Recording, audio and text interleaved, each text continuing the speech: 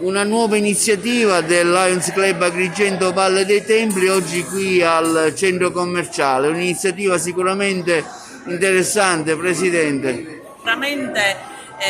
l'ennesimo service presso il centro commerciale Città Valle dei Templi, un'altra esperienza interessante che ci sta permettendo di metterci a servizio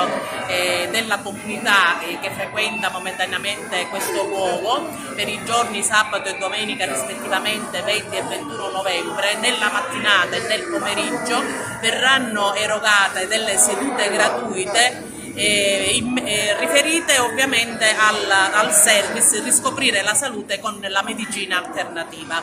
Verranno proposte sedute gratuite riferite all'osteopatia, alla riflessologia, allo shiatsu, allo yoga e alla podologia, che sono appunto delle specialità che consentiranno a chiunque ne voglia fruire, quindi agli ospiti che si trovano presso il centro commerciale, di fare queste esperienze che sicuramente sono di medicina alternativa, intesa come il momento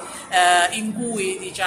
si fa un'esperienza che ci porta verso nuovi orizzonti della medicina, una medicina che è alternativa perché non prevede l'uso del farmaco, quindi comunque degli approcci interessanti, innovativi e risolutivi talvolta di alcune problematiche. Quindi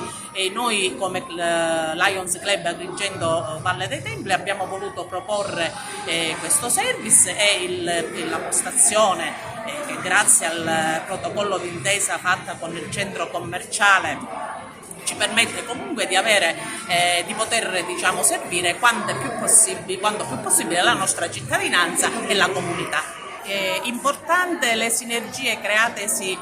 tra il Lions Agrigento Valle dei Templi, il centro commerciale Città dei Templi e l'Istituto di Istruzione Superiore Gallo, che con la presenza delle ragazze, dei ragazzi, dei giovani che fanno accoglienza ha consentito di dare maggiori indicazioni sulla tipologia di service e di condurre sul posto le persone interessate.